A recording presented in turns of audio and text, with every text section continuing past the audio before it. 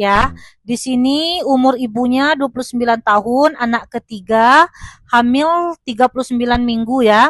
Kala 2, ibu melahirkan di rumah sakit. Jadi sudah dipimpin meneran selama 30 menit.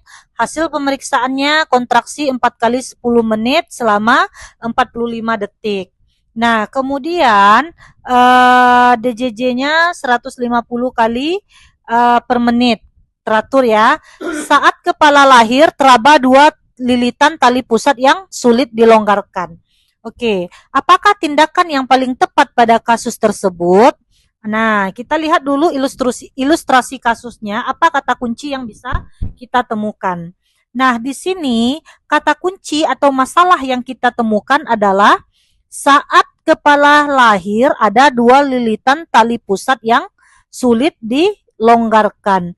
Nah, jadi dari ilustrasi kasus itu terlihat masalah yang ini. Nah, ada 2 lilitan tali pusat, kemudian sulit dilonggarkan. Apa tindakan yang paling tepat pada kasus tersebut? Nah, jadi apa tindakan kita sebagai seorang petugas kesehatan atau sebagai nakes terhadap permasalahan yang kita temukan seperti yang di soal? Kita lihat yang pertama, lahirkan bahu bayi. Nah, lahirkan bahu bayi gitu ya. Nah, di sini kita udah tahu bahwa ada 2 lilitan tali pusat.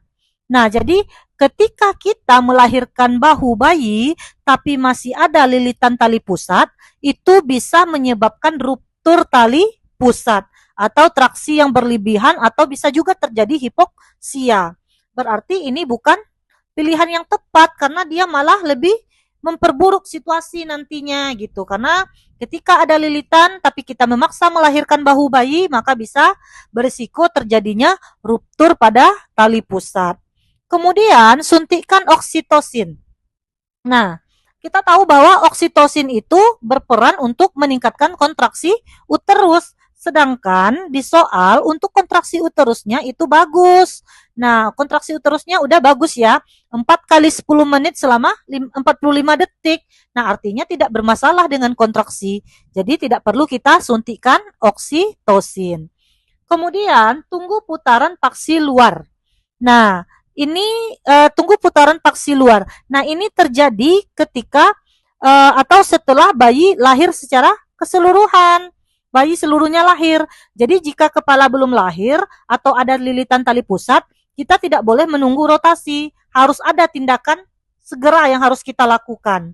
Jadi di sini karena ada lilitan tali pusat artinya kita tidak boleh menunggu putaran paksi luar ini. Oke? Nah, kemudian jepit dan potong tali pusat. Oke, ini memang merupakan tindakan yang tepat ya. Jadi kalau ada lilitan tali pusat, nah itu kita harus lakukan penjepitan kemudian kita potong tali pusat itu. Nah, kita lihat opsi E. Apakah benar opsi D ini jawaban yang tepat? Kita coba lihat dulu opsi E.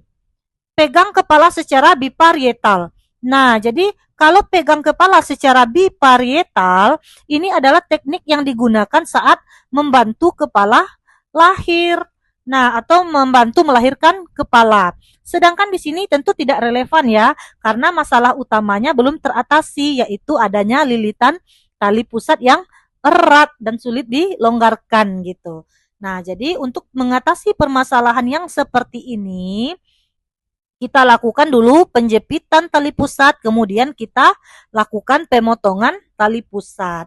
Nah, jadi untuk soal nomor 24 ini, jawaban yang paling tepat adalah opsi D ya. Semoga bisa dipahami ya.